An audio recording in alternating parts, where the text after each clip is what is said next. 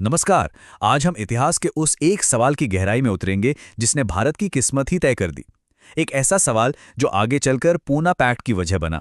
जरा सोचिए, अगर 1932 में सिर्फ एक सवाल का जवाब हाँ में दिया गया होता, तो आज हम जिस भारतीय लोकतंत्र में जी रहे हैं, उसकी शक्ल, उसका मिजाज, सब कुछ बिल्कुल अलग होता। ये कहानी उसी एक सवाल की है जिसने हमारे देश की दिशा हमेशा के लिए बदल दी। तो चलिए जानते हैं, आखिर वो सवाल था क्या और कैसे उस एक सवाल पर हुई बहस ने पूरे राष्ट्र का रास्ता तय कर दिया। सवाल ये था जो सुनने में शायद सीधा लगे, पर इसने पूरे देश में एक भूचाल ला दिया था। सवाल था कि क्या दलितों को अपना प्रतिनिधि चुनने के लिए एक अलग, एक स्पेशल अधिकार मिलना चाहिए। देखिए, ये सवाल सिर्फ एक राजनीतिक सवाल नहीं था। ये दो बहुत बड़े विचारों की जबरदस्त टकराहट बन गया। एक तरफ था सामाजिक न्याय और दूसरी तरफ थी सामाजिक एकता। इस सवाल की जड़ को समझने के लिए हमें थोड़ा पीछे चलना होगा। 1930 के दशक के भारत में, जब लंदन में हो रहे गोलमेज सम्मेलनों में देश का भविष्य लिखा जा रहा था। तो साल था 1930 से 1932 के बीच का। लंदन में राउंड टेबल कॉन्फ्रेंसेस यानी गोलमेज सम्मेलनों का दौर चल रहा था। ब्रिटिश सरकार भारतीय नेताओं से इस पर बात कर रही थी कि सत्ता कैसे सौंपी जाए। यहीं इसी मंच पर भविष्य के भारत की नींव रखी जा रही थी। जब भारत की आज़ादी की बात शुरू हुई, तो एक बहुत बड़ा सवाल सामने आकर खड़ा हो गया कि नए भारत में दलित समुदाय जैसे सबसे दबे हुए वर्ग के अधिकारों की रक्षा कैसे होगी। सबसे बड़ा डर यही था कि कहीं राजनीतिक सुरक्षा के बिना उनकी आवाज हमेशा के लिए दबकर न रह जाए।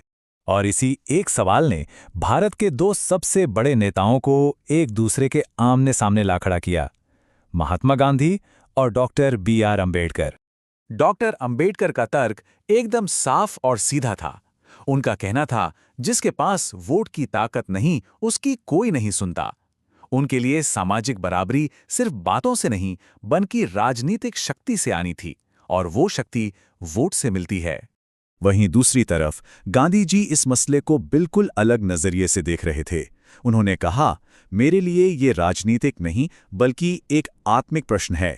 उन्हें डर था कि ये कदम हिंदू समाज को हमेशा के लिए तोड़ देगा। तो अब यहाँ दो विचार सीधे सीधे टकरा रहे थे। डॉक्टर अंबेडकर के लिए अलग निर्वाचक मंडल दबे हुए समाज को राजनीतिक आवाज और शक्ति देने की गारंटी था। वहीं गांधी जी के लिए ये हिंदू समाज को हमेशा के लिए बांट देने वाला एक खतरनाक कदम था, जो अंग्रेजों की डिवाइड एंड रूल की नीति को और भी मजबूत कर देता। ये विचारों की लड़ाई तब एक बहुत बड़े राष्ट्रीय संकट में बदल गई, जब ब्रिटिश सरकार ने अपना फैसला सुना दिया और गांधी जी ने आमरण अनशन का रास्ता अपना लिया। हुआ ये कि 16 अगस्त 1932 को ब्रिटिश प्रधानमंत्री रैमजे मैकडॉनल्ड ने कम्युनल अवार्ड की घोषणा कर दी। इसमें डॉक्टर अंबेडकर की मांग को मान लिया गया और दलितों को मुसलमानों और सिखों की तरह ही अलग निर्वाचक मंडल का अधिकार दे दिया गया। ये पहली बार था जब दलितों को राजनीतिक शक्ति की गारंटी मिली। लेकिन इस फैसले के विरोध में 20 सितंबर 1932 को गांधी जी ने यरवदा जेल से ही आमरण अनशन शुरू कर दिया। पूरा देश सख्त में आ गया। पर यहाँ एक सच ऐसा भी है जो कम बोला जाता है। अगर उस अनशन में गांधी जी को कुछ हो जाता, तो देश भर में जो हिंसा भड़कती, उसका सबसे पहला निशाना शायद दलित समाज ही बनता। डॉक्टर अंबेडकर पर दबाव सिर्फ राजनीतिक नहीं था, बल्कि पूरे समाज की सुरक्षा का भी।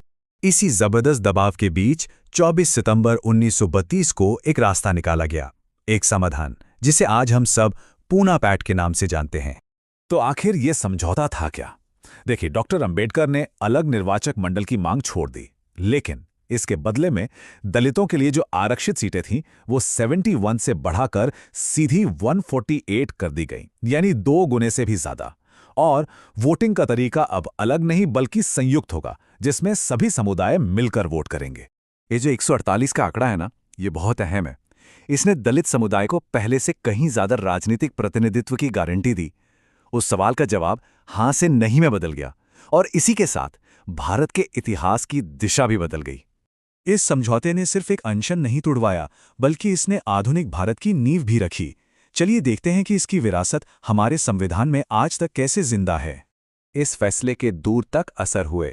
नुकसान ये हुआ कि दलितों की एक स्वतंत्र राजनीतिक आवाज कमजोर पड़ गई और उनके प्रतिनिधि चुनाव जीतने के लिए दूसरी बड़ी पार्टियों पर निर्भर हो गए। पर फायदा ये हुआ कि एक बहुत बड़ा सामाजिक बंटवारा होने से बच गया और अधिकारों को सुरक्षित करने की लड़ाई अब संविधान के दायरे में आ गई। जानते हैं, पूना पैक्ट की जो बहस थी उसकी गूंज सीधे संविधान सभा तक पहुंची।